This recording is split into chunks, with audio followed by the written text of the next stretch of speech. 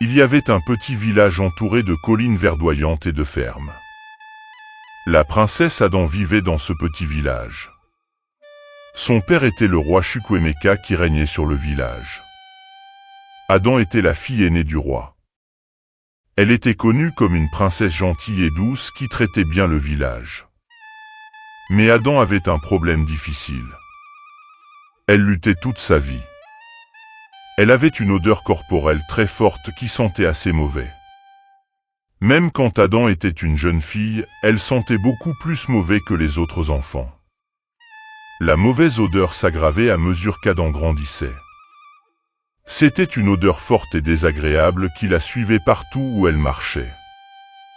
À mesure que la princesse Adam devenait une jeune femme, les gens du village ont commencé à la traiter différemment. Ils essayaient de rester loin d'Adam à cause de son très mauvaise odeur. Derrière son dos, certains villageois faisaient des blagues méchantes et des commentaires sur la puanteur de la princesse. Certaines mères avec des enfants retiraient rapidement leurs petits à l'intérieur de leur maison quand elles voyaient Adam marcher dans la route poussiéreuse du village. Les jeunes filles, qui étaient autrefois les amies d'Adam, se retournaient et allaient dans la direction opposée pour éviter de parler avec elle. Cela rendait Adam très triste. Il y avait beaucoup de jeunes hommes dans le village et les royaumes voisins qui souhaitaient courtiser Adam parce qu'elle était jolie et la fille du roi. Cependant, dès qu'ils se trouvaient à moins de 6 pieds d'elle, ils étaient chassés par son odeur. Ils ont décidé de ne pas la courtiser malgré la beauté et le titre royal d'Adam. Cela laissait la princesse très seule. Elle arrêtait de quitter le palais la plupart des jours. La princesse Adam restait simplement dans sa chambre et regardait par la fenêtre, rêvant du véritable amour et d'un homme qui pourrait accepter sa situation malodorante. Elle imaginait un mari qui ne se soucierait pas de son forte odeur corporelle mais l'aimerait pour son cœur gentil. Mais cela semblait impossible et Adam pleurait beaucoup de larmes se sentant si seul. C'était une chaude journée d'été vibrante dans le village. La princesse Adam était dans sa chambre du château, se ventilant. Elle laissa ses volets ouverts, espérant attraper une brise. Puis Adam entendit des bruits joyeux remonter de la place du village. Battements de tambours joyeux et rires. Elle se pencha par la fenêtre et vit des gens danser autour d'un feu de joie, célébrant la fête de l'été. Adam ressentit un frémissement d'excitation. Elle pensa qu'elle pourrait peut-être se faufiler hors du palais et observer les festivités sans être remarquée. Les gens semblaient tellement heureux et distraits par la danse. Alors, la princesse Adam quitta discrètement le palais et se faufila jusqu'au bord de la place du village. Pendant quelques instants, personne ne réalisa qu'elle les avait rejoints.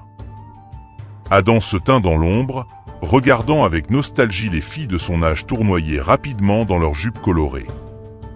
Mais bientôt, une brise souffla, portant l'odeur malheureuse d'Adam à travers la foule. Les gens froncèrent les sourcils, regardant autour pour trouver la source de la puanteur. Puis les battements de tambours et la danse s'arrêtèrent lorsque tous les yeux se tournèrent vers la princesse solitaire. Les bouches s'ouvrirent en choc avant de se tordre en grimaces désagréables. Les gens se plièrent en deux en suffoquant et chuchotèrent derrière leurs mains en pointant Adam du doigt. La joie insouciante des moments précédents avait disparu. Les yeux d'Adam se remplirent de larmes humiliées. Adam se sentait complètement embarrassée et honteuse après avoir été ridiculisée en dansant lors d'une réunion du village. Avec les larmes inondant ses yeux, elle s'enfuit de la foule et se cacha derrière des buissons pour se cacher.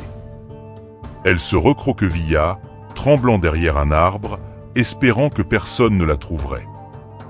Mais elle entendit alors le battement lointain et régulier d'un tambour qui se rapprochait. Craintivement, elle regarda à travers les feuilles pour voir qui approchait. À sa surprise, c'était un jeune homme souriant d'un village voisin, jouant joyeusement d'un tambour à main en marchant directement vers son lieu de cachette. Quand il l'a atteinte, il a cessé de jouer et lui a gentiment demandé « Et pourquoi avez-vous arrêté de danser là-bas ? Vous aviez l'air si joyeuse et libre pendant que vous dansiez. » Adam fut stupéfaite que cet inconnu l'ait suivi jusqu'ici, surtout parce qu'il pouvait détecter son odeur inhabituelle.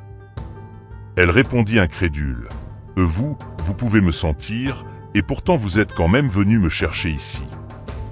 Tout le monde dans mon village se moque de moi et rit de ma danse. » Le jeune homme répondit doucement. « Ne vous inquiétez pas pour eux. Je pense que vous êtes une merveilleuse danseuse. S'il vous plaît, ignorez leurs paroles cruelles et continuez à danser avec bonheur et liberté. » Adam fut surprise par les mots gentils du jeune homme. Elle réalisa qu'il se souciait vraiment de ses différences. Réconfortée, elle décida qu'elle ignorerait les moqueries cruelles de ses voisins et danserait librement, comme elle le souhaitait. Le jeune homme commença à jouer un rythme joyeux et enjoué sur son tambour à main. Adam hésita d'abord, mais après un moment, elle commença à se balancer légèrement au rythme de la musique. Le sourire de l'étranger s'élargit encore alors qu'il la regardait commencer à bouger. Il accéléra le rythme de son tambour, jouant plus vite tout en fixant ses yeux chaleureusement sur ceux d'Adam. Adam pouvait sentir qu'il la voyait vraiment, pas seulement son apparence extérieure, mais son cœur et son âme. Pour la première fois qu'elle pouvait se rappeler, elle se sentait totalement acceptée telle qu'elle était. Cette réalisation libéra son esprit. Elle abandonna toute conscience de soi et commença à danser fluidement, son corps se déroulant dans des mouvements gracieux qui la laissaient essoufflée et exaltée. Lorsque le rythme s'accéléra, les pieds d'Adam volèrent plus vite. Elle sauta et tournoya avec aisance, tissant des pas rapides et élaborés qui lui venaient instinctivement. Le rythme semblait couler en elle, la remplissant de joie et de vitalité. Avec le regard admiratif de l'étranger la tenant, elle se sentit libre de s'exprimer pleinement dans son amour de la danse. Quand la princesse Adam cessa enfin de danser, elle et le souriant étranger se regardèrent un instant. Adam se sentait exalté par la danse joyeuse et élevé pour la première fois qu'elle se sentait vraiment vue et acceptée par quelqu'un. Les deux se mirent alors soudainement à rire ensemble, se connectant dans leur bonheur partagé. Après avoir repris leur souffle, le jeune homme dit à Adan que son nom est Arinze. Il vit dans le village voisin et joue du tambour sur les places pour des événements et des célébrations. Arinze demanda à la princesse Adan si elle le rencontrerait dans le même endroit, derrière les buissons, demain. Il voulait parler davantage et peut-être jouer de ses tambours pour qu'elle danse encore. Son sourire chaleureux et son enthousiasme montraient clairement qu'il avait grandement apprécié leur temps ensemble. La princesse Adan accepta avec empressement, elle le rencontrerait certainement ici encore demain. Son cœur se sentait plus complet et plus léger que jamais. Toute sa vie, elle avait été évitée et solitaire à cause de ses problèmes d'odeur. Mais cet étranger l'avait acceptée et même s'était réjoui de sa danse. Adan rentra chez elle, la tête qui tournait, encore tout excitée par l'exaltation d'être vraiment vue. Elle était ravie d'avoir rencontré quelqu'un qui voulait se revoir. Pour la première fois de sa vie, elle s'était fait un véritable ami et son cœur débordait d'optimisme et d'excitation à l'idée de leur prochain rendez-vous derrière les buissons. Dans les semaines à venir, les rendez-vous de la princesse Adan avec Arinze furent le point culminant de ses journées. Chaque après-midi, elle s'échappait avec impatience vers leur endroit secret dans les buissons où Arinze l'attendait déjà avec ses tambours. Les deux nouveaux amis appréciaient de longues conversations animées, racontant des histoires et des blagues qui les faisaient rire pendant des heures. Pendant qu'ils parlaient, Arinze prenait souvent ses baguettes et jouait des rythmes énergiques, ce qui ravissait la princesse Adan et l'inspirait à danser avec une liberté et une joie qu'elle n'avait jamais connues. Elle abandonnait toute conscience de soi à propos de ses problèmes d'odeur persistants en présence d'Arinze. Il la faisait se sentir si acceptée qu'elle pouvait se perdre dans la musique. Sa danse sauvage et débridée renforçait encore plus leur connexion. Lorsqu'Adan tournoyait devant Arinze, il la regardait avec admiration pour son esprit, sa beauté, son essence. Au fil de plusieurs semaines, leur lien initial se transforma en une amitié profonde et de confiance, puis bourgeonna en une affection chaleureuse ressentie des deux côtés. Alors que la princesse Adam tombait amoureuse d'Arinze et ressentait son égalité de soins en retour, une partie d'elle souffrait secrètement. À cause de leur station de vie différente, lui un roturier, musicien en difficulté, et elle une royale protégée avec des obligations de se marier convenablement. Pour des liens politiques, elle supposait qu'un avenir ensemble était impossible. Bien que la princesse souhaitât désespérément dans ses rêves les plus intimes que le statut social n'interfère pas, et qu'ils puissent être unis par le mariage, car elle n'avait jamais été aussi heureuse et acceptée qu'avec Arinze. Un après-midi, alors que la princesse Adam et Arinze étaient assis étroitement à parler et à rire comme d'habitude, il tendit la main et prit doucement ses deux mains dans les siennes. Son expression changea pour devenir sérieuse et pleine d'émotion. Arinze dit à Adam qu'il se souciait profondément d'elle et voulait qu'ils soient ensemble pour toujours. Il lui demanda de l'épouser, exprimant son souhait que leurs deux villages puissent être unis par leur union. Arinze dit qu'il ne se souciait pas des coutumes royales ou d'obtenir la permission, il savait seulement qu'être avec Adam le rendait vraiment heureux, et il voulait qu'ils construisent une vie liée par l'amour. La princesse Adam fut submergée par la joie surprise de sa proposition sincère. Elle pleura des larmes de bonheur, ne souhaitant rien de plus que d'être la femme d'Arinze, mais supposait que cela ne pourrait jamais se réaliser. Adam sentait qu'elle ne méritait pas un homme aussi merveilleux, prêt à surmonter toutes les barrières sociales pour déclarer son amour inconditionnel pour elle. Dans son excitation, Adam entoura ses bras autour d'Arinze, chuchotant « oui » contre ses lèvres souriantes alors qu'ils partageaient un long, tendre baiser. Elle n'avait jamais imaginé un amour aussi libérateur pouvait être sien. Lorsqu'ils se retirèrent enfin, les visages rouges et rayonnants de sourires joyeux. Les amoureux firent des plans enthousiastes.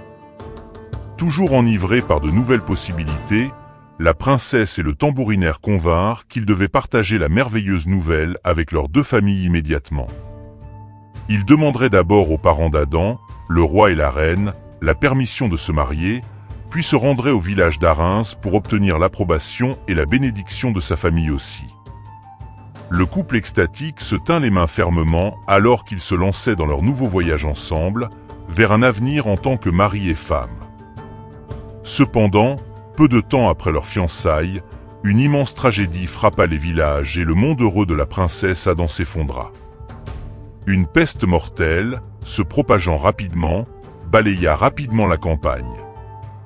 Les premiers symptômes étaient une fièvre furieuse et une peau couverte de grosses ampoules ressemblant à des furoncles. En quelques jours, les infectés entraient dans des accès de folie violente, puis tombaient mortellement immobiles. C'était une façon horrible et douloureuse de mourir. Dans des efforts désespérés pour contenir l'épidémie terrifiante, les dirigeants des 4 villages voisins prirent la décision de fermer complètement leurs frontières. Personne n'était autorisé à voyager entre les villes pour quelque raison que ce soit. Si les villageois tentaient de fuir, ils seraient capturés et mis en quarantaine, ou même tués sur place par des gardes craintifs. Alors que la peste faisait rage semaine après semaine, les habitants se cachaient dans leurs maisons familiales, terrifiés d'interagir avec quiconque pourrait être infecté. Amis et voisins barricadaient leurs portes et fenêtres, ne sortant que brièvement pour des provisions avant de retourner à l'isolement volontaire. Pour la princesse Adam, les semaines se transformèrent horriblement en mois d'être totalement coupée de son bien-aimé Arinze. Elle était piégée dans le palais alors que la peste circulait avidement. Toute la joie pleine d'espoir d'Adam pour l'avenir avec Arinze s'effaçait dans une peur quotidienne pour sa sécurité, sans aucun moyen de le rejoindre. Les villages restaient figés dans leur isolement en quarantaine pendant des mois interminables alors que la peste suivait son cours. Adam et Arinze ne pouvaient que prier pour que l'autre soit encore en vie. Malgré son isolement dans le palais royal, finalement, la princesse Adam se réveilla fiévreuse, avec les terrifiants furoncles rouges commençant à se propager sur ses bras. La peste l'avait atteinte. La princesse tomba gravement malade au cours des jours suivants. Son corps était en proie à des fièvres si graves que sa robe de chambre et ses draps étaient constamment trempés de sueur. La fatigue écrasante de lutter contre la maladie la laissait trop faible pour même soulever la tête pour des gorgées d'eau. Voir leur fille aînée souffrir ainsi était agonisant pour le roi et la reine. Ils essayaient désespérément tous les remèdes traditionnels et la médecine moderne que le médecin royal leur proposait, des bains aux herbes au cataplasme de verre pour extraire la maladie. Mais rien ne parvenait à soulager l'aggravation de l'état d'Adam. La situation devint désespérée alors que la princesse, pâle comme un fantôme et immobile, semblait s'éloigner devant leurs yeux. Enfin, dans le désespoir, la reine se souvint d'un tonique obscur qu'une vieille femme du village avait autrefois préparé lorsqu'Adam était petite. Bien que répugnée, elle fit préparer le potion faite de racines amères et de sang animal. Ils versèrent doucement la concoction révoltante dans la bouche d'Adam. Miraculeusement, juste un jour plus tard, la princesse remua enfin. Au cours de la semaine suivante, sous les soins permanents, le médicament étrange, avec le toucher aimant de la reine, ramena lentement Adam du bord. Bien que toujours très faible, la princesse Adam avait survécu à la maladie qui avait tué des dizaines d'autres. Soulagés, ses parents pleuraient des larmes de reconnaissance lorsque la fièvre de leur fille se brisa complètement, et qu'elle géra sa première envie mais belle. Après plusieurs jours de repos et de récupération, la princesse Adam se sentit enfin assez forte pour se lever soigneusement de son lit malade. Encore très instable sur ses pieds après avoir été allongée si longtemps et faible de fièvre, elle se dirigea lentement à travers la pièce, une main traînant sur le mur pour l'équilibre. Adam se dirigea vers le miroir pleine longueur debout dans le coin. En regardant anxieusement son reflet, la princesse poussa un cri de surprise. Elle se reconnut à peine. La fièvre vicieuse de la peste avait tourmenté son corps pendant tant de jours que sa peau avait maintenant l'air plus fraîche et plus souple que jamais auparavant. Se tournant de profil, elle découvrit avec joie, mais surtout incroyable, qu'en levant son bras hésitant vers son nez pour un sniff, elle découvrit qu'il n'y avait plus trace de son odeur corporelle chronique et permanente. La sudation prolongée et fiévreuse avait dû purger l'odeur entièrement de ses pores. La princesse Adam poussa un rire extatique, tournant expérimentalement tout en inhalant sa peau désormais parfumée et douce avec incrédulité et joie. Cette merveilleuse guérison était comme un miracle. Les mots ne pouvaient exprimer son euphorie d'être enfin débarrassé de l'odeur qui l'avait tourmenté et isolé depuis l'enfance. Presque en larmes de bonheur, Adam se précipita avec enthousiasme pour partager la nouvelle glorieuse avec ses parents, le roi et la reine. Elle voulait que tout le monde sache immédiatement que l'infection qui l'avait tué avait au contraire apporté une nouvelle confiance et joie étonnante dans sa vie. Après de nombreux mois supplémentaires, enfin, la peste rampante commença à s'éloigner, et les quarantaines strictes sur les villages purent être levées enfin. Alors que la princesse Adam traversait la porte principale du château pour la première fois depuis plus d'1 an, elle retenait son souffle avec nervosité.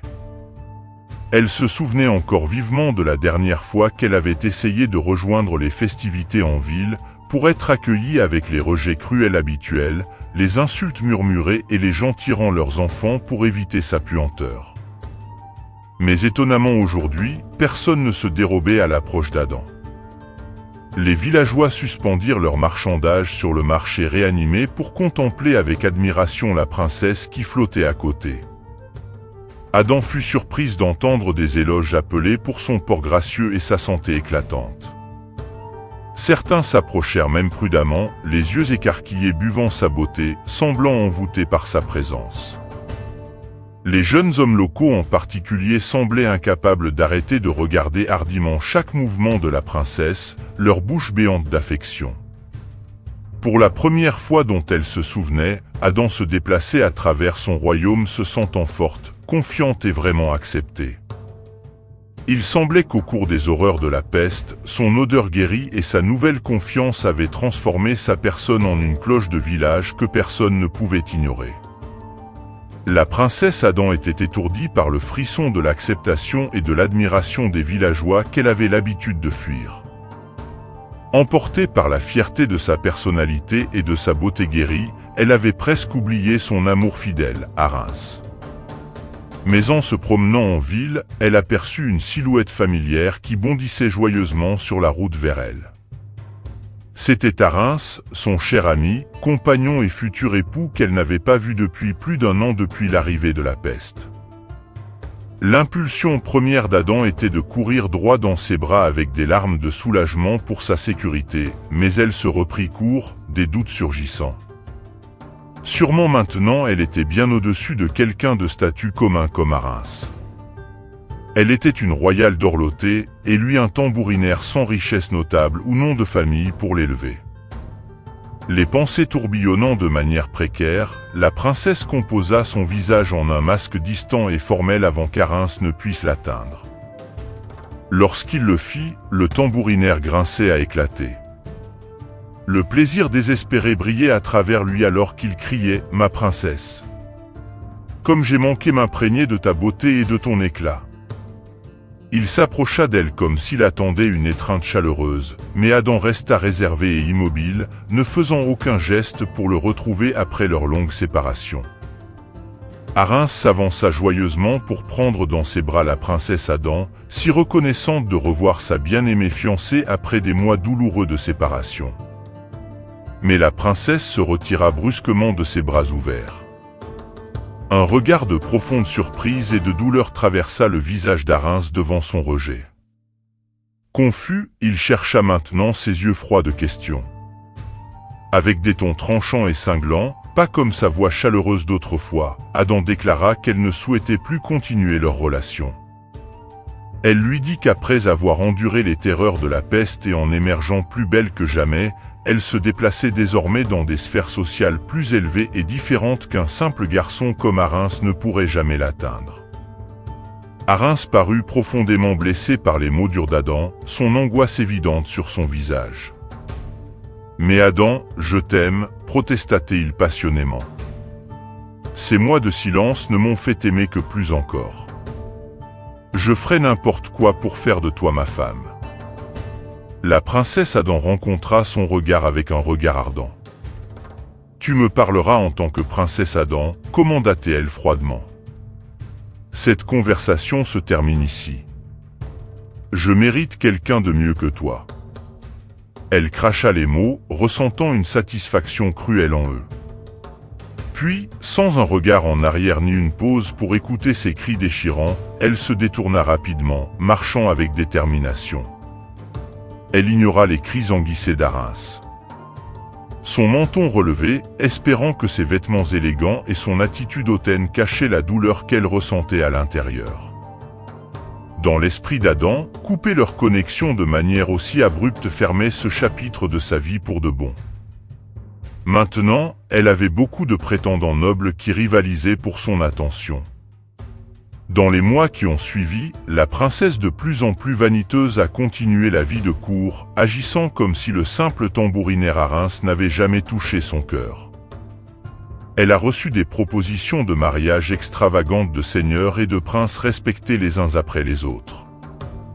Ces hommes influents l'avaient autrefois rejetée avec dégoût. Mais maintenant, sans honte, ils la couvraient de flatteries, désireux de l'attention de la princesse nouvellement transformée. Adam souriait alors qu'elle absorbait leurs compliments sur sa peau impeccable, ses mouvements gracieux et son comportement royal, des éloges qu'elle n'aurait jamais pu imaginer recevoir auparavant. Malgré l'adoration, elle ne pouvait pas se débarrasser du regret qui rongeait son cœur pour avoir repoussé Arins si durement. Alors que les semaines passaient, le roi Chukwuemeka exhorta la princesse Adam à choisir rapidement un mari parmi les nombreux prétendants qui convoitaient sa main avant que les rumeurs n'endommagent ses perspectives de mariage. Voulant que tous les yeux soient sur elle, Adam déclara qu'elle organiserait un tournoi de lutte où les hommes les plus forts du royaume se disputeraient la chance de l'épouser. En entendant cela, des hommes d'une grande force vinrent de loin, impatients d'avoir l'occasion de gagner la main de la beauté renommée. Dans les jours précédant le tournoi, Adam devint obsédé par l'amélioration de son apparence pour éclipser tout le monde. Ses servantes la toilettèrent sans relâche, mais dans sa quête de perfection extérieure, Adam négligea l'hygiène de base, renonçant même au bain régulier. Lentement mais sûrement, l'ancienne odeur corporelle d'Adam revint. Le matin du tournoi de lutte, le temps était parfait, offrant un cadre idéal pour mettre en valeur la beauté de la princesse Adam. Elle entra dans l'arène animée, parée de soie scintillante et ornée de bijoux, dans le but de ravir la foule. Alors qu'Adam levait sa main délicate pour saluer la foule en liesse, leur excitation changea soudain. Un chuchotement surpris se répandit rapidement parmi les gens. Ils s'éloignèrent avec dégoût, en fronçant le nez devant l'odeur forte émanant de la princesse. Des hommes embarrassés cachèrent leur visage, détournant le regard pour éviter le contact visuel. La princesse Adam se sentit profondément embarrassée lorsque les participants au tournoi de lutte secouèrent la tête et partirent, voulant l'éviter. Les villageois regardant le tournoi les suivirent également, parlant tranquillement de son odeur corporelle et se tenant le nez avec dégoût. Adam se sentit complètement écrasée et honteuse. Elle retira rapidement ses vêtements royaux et ses bijoux fantaisie, les laissant tomber dans la saleté. Avec des larmes dans les yeux, elle se retourna et s'enfuit aussi vite qu'elle le put. Alors qu'Adam courait, ses yeux tombèrent sur une personne seule de l'autre côté du terrain du tournoi, le prince Arinze. Il se tenait droit et fier, la regardant avec gentillesse tandis qu'elle s'éloignait précipitamment. Après un moment, Arinze marcha délibérément vers elle, son visage montrant à la fois de l'inquiétude et de la tristesse pour sa détresse. Quand Arinze atteignit Adam, il lui parla doucement. « Ma chère, précieuse, comment as-tu pu penser si peu à notre amour et à ce que nous représentions l'un pour l'autre? Pourquoi renoncerais-tu à notre lien pour l'attention fugace des autres ?» Des larmes coulaient sur les joues d'Adam alors qu'elle secouait la tête. « S'il te plaît, pardonne-moi, Arinze. J'ai commis une terrible erreur en pensant que paraître belle à l'extérieur était plus important que notre amour.